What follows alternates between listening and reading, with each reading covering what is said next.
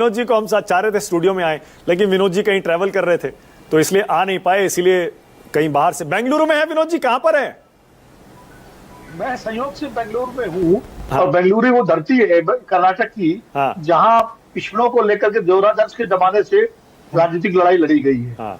और अभी भी हाल की जो जाति सर्वे हुआ है उसमें भी जिस तरह से पिछड़ों की संख्या को लेकर के यहाँ पर एक आंकड़ा सामने आया है, यहाँ भी काफी हलचल है। तो मैं संयोग से इसमें बेंगलुरु में हूँ। हाँ, तो विनोद जी मैं चाह रहा हूं थोड़ा अलग पर्सपेक्टिव दीजिए फिर आप इस डिबेट को। आज हम पढ़ रहे थे, कई जगह अखबारों में भी छपा है, सोर्सेज सूत्र ये कह रहे हैं कि बीजेपी दक्षिण भारत में भी जातिगत जनगणना का इस्तेमाल करेगी, तमिलनाडु में खासतौर से, केरल में, जहां पर प्रभावी जातियां जो हैं उनको अलग करके कुछ उसने अपना एक अलग प्लान बनाया है। विनोद जी देखिए, बीजेपी जब कोई काम करती है तो बड़े सुनियोजित तरीके से करती है और उसका पूरा कैलकुलेशन करके करती है, आगे पीछे सारा उसका नफा नुकसान देख करके कि इसका कितना फायदा है कितना नुकसान। तो अगर जाति जनगणना के लिए बीजेपी राजी हुई है और स्वयं प्रधानमंत्री नरेंद्र मोदी जी ने अपनी कैबिनेट बैठक में इसको लागू किया है, तो कहीं ना कहीं उनके पीछे एक लंबी राजनीति होगी। लेकिन मैं एक बात के लिए सुनील साजन की तारीफ करूंगा कि उन्होंने बहुत ईमानदारी से उस पर्सपेक्टिव को रखा है जिसको मैंने अपने कॉलम में कल लिखा था कुरुक्षेत्र में। ये कहां से, इसकी जड़ें कहां है जाति जनगणना की। और मैं सही कह रहा हूं कि इस वक्त जो दो प्रवक्ता बैठे हुए हैं कांग्रेस के और बीजेपी के, हो सकता है उनको मेरी बात अच्छी न लगे, लेकिन सच्चाई ये है कि पिछड़ों के लड़ाई का मुद्दा न कांग्रेस के डीएनए में रहा है और न बीजेपी के डीएनए में रहा। जब डॉक्टर लोहिया के जमाने में संसोपा ने बांधी गांठ पिछड़े पावे 100 में 60, तो कांग्रेस भी उसके खिलाफ थी और जनसंघ भी उसके खिलाफ थी। कांग्रेस इसलिए खिलाफ थी, उसका मूल जनाधार जो सवर्ण, दलित और अल्पसंख्यक था उसमें पिछड़े फिट नहीं होते थे और पिछड़े लोकदल और समाजवादियों के वोट थे, किसान जातियों के। और जनसंघ इसलिए खिलाफ था कि आरएसएस का जो हिंदुत्व की अवधारणा है उससे कहीं ना कहीं इसी टकराती है। और यहां तक कम्युनिस्ट भी इसके फेवर में नहीं थे, क्योंकि उनके लिए जाति कोई मुद्दा नहीं था, वो तो क्लास की बात करते। लेकिन तो इसीलिए 1978 में जब कर्पूरी ठाकुर की सरकार गिरी तो मुझे कहने की जरूरत नहीं है कैसे गिरी, क्यों गिरी सबको मालूम है। 1990 में भी बीजेपी, जब विश्वनाथ प्रताप सिंह सरकार गिरी तो कांग्रेस और बीजेपी ने एक साथ मिलकर वोट दिया था तो उस सरकार को गिराने के लिए। मुद्दे अलग अलग थे लेकिन वोट दोनों साथ दिया। लेकिन कहते हैं ना, जो सत्संग होता है ना उसका असर पड़ता है। तो बीजेपी एनडीए में नीतीश कुमार, चिराग पासवान, रामविलास पासवान, शरद यादव भी रहे लंबे समय तक, जॉर्ज फर्नांडीज रहे। तो जो सत्संग किया उन्होंने समाजवादियों का, तो धीरे धीरे बीजेपी को कि सोशल इंजीनियरिंग में पिछड़े आ गए और उन्होंने पिछड़ों को अपने तरीके से एड्रेस किया। उसमें कल्याण सिंह लोध नेता बन के सामने आए, ओबीसी ये आपके प्रहलाद पटेल, उमा भारती जिनके नाम अभी गुरुप्रकाश सिंह कह रहे थे। तो पिछड़ों की तरफ बीजेपी ने एड्रेस किया और ये उस सत्संग का प्रभाव मिला जो समाजवादियों के साथ एनडीए बीजेपी को सत्संग किया। और कांग्रेस ने जब सत्संग किया आरजेडी और समाजवादी पार्टी के साथ इंडिया गठबंधन बना के, तो राहुल गांधी को भी लगा कि ये जरूरी है और इसीलिए पिछले 3 या 4 साल से कम राहुल गांधी ने इस मुद्दे को उठाया शिद्दत के साथ। तो ये असर है सत्संग का, यानी साथ का। तो मूल मुद्दा तो ये समाजवादियों का ही रहा है।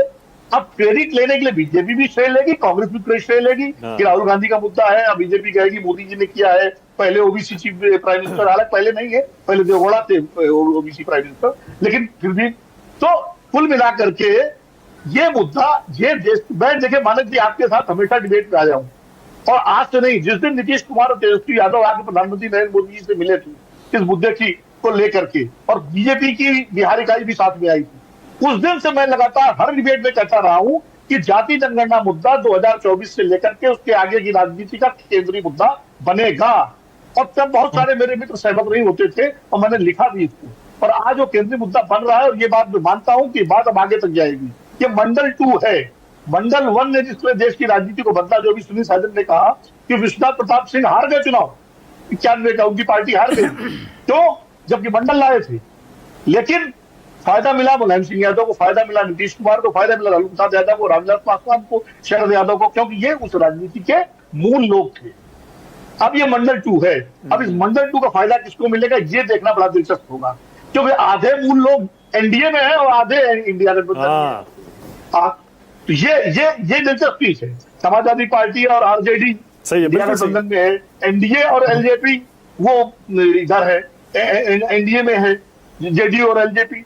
तो ये जो आधे आधे का बंटवारा है ये किस तरफ ले जाएगा ये देखना दिलचस्प होगा। लेकिन बीजेपी के हक में एक बात जाती है, मैं बहुत निष्पक्ष होकर बोल रहा हूं, बीजेपी के हक में एक बात जाती है कि प्रधानमंत्री नरेंद्र मोदी ओबीसी समाज से आते हैं। अब वो तकनीक में मत जाइए, लेकिन वो ओबीसी समाज के प्रधान, तो वो एक लाभ बीजेपी को मिल सकता है। लेकिन मैं दूसरी बात कह रहा हूं कि चूंकि मुद्दा राहुल गांधी ने लगातार कंसिस्टेंटली उठाया, पार्लियामेंट में भी उठाया, यहां तक कहा कि इसी लोकसभा की अवधि में हम इसको लागू करवा के रहेंगे, तो ये क्रेडिट भी उनको जाएगा।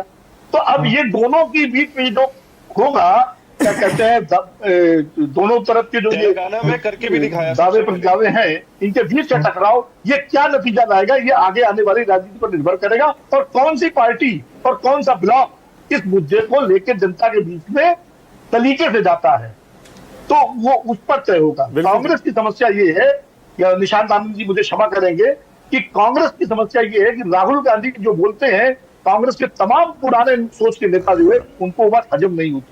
जाति जनगणना के मुद्दे पर बोले भले कोई ना, लेकिन बहुत सारे पुराने कांग्रेसी नेता जो है इससे मन ही मन असहज रहते हैं, क्योंकि उनका वो भी पुराने माइंडसेट में है। वो नेहरू जी और इंदिरा जी की जमाने से बाहर ही नहीं निकले हैं।